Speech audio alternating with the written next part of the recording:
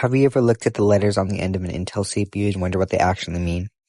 Let's break down every single one Intel's ever made in under 3 minutes so you know exactly what you're buying. If you're looking at mainstream desktop chips, a processor with no letter at all is kind of just the standard baseline, like an i5-14400. If it's got a K, that means it's unlocked so you can manually overclock it, kind of like the i9-14900K. If you see an F, it means the chip's got no built-in graphics, so you'll have to plug in a GPU to get it to post, like the i5-14400F. If it says KF, it's unlocked, but it doesn't have any graphics, which usually makes it a little cheaper, kind of like the i7-14700KF. There's also a few specialized desktop letters. A T means it's low power and meant to stay cool, like the i7-14700T. An S is special edition, which are rare and pretty expensive, and they're already pushed to the absolute limit out the box, like the i9-14900KS.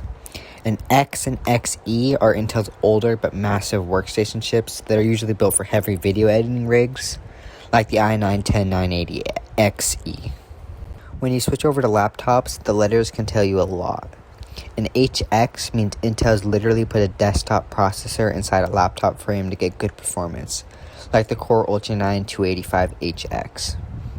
An HK is high-power laptop chip that can be overclocked, kind of like the slightly older i9-13900HK, while the H is kind of the normal high-performance chip that you find in most regular gaming laptops, like the Core Ultra 7 250H.